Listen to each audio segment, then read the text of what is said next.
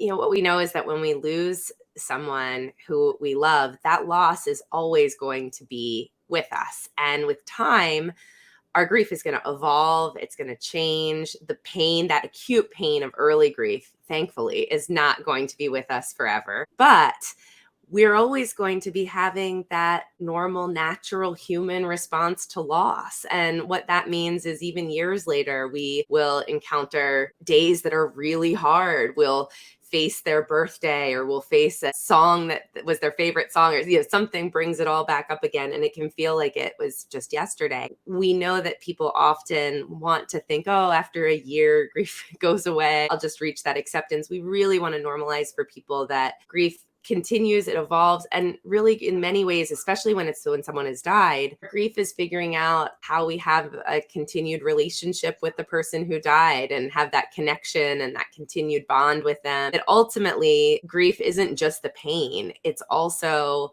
all of the ways that we keep their memory alive. It's all of the great stories that we think about with them, the values that they taught us, all of that is part of our grief. And those are things that we don't want to go away. So I think that's definitely one of the big ones, myths. I think the other one is that sort of misconception that we only grieve death related losses. I think that lots of times people think if we use the word grief that it is just about death. But we know that from a sort of a mental health and human perspective of our response, that we can grieve anything that was really important to us. And there's so many things in life that we grieve, even the idea of things we imagine. For many people who struggle with infertility and who always imagined that they would have children and then learn that they'll never be able to have their own biological children, that hope for that future is something that we can lose as well. So there's just a huge range of things. And I think sometimes the misconception about grief is that we're just talking about death.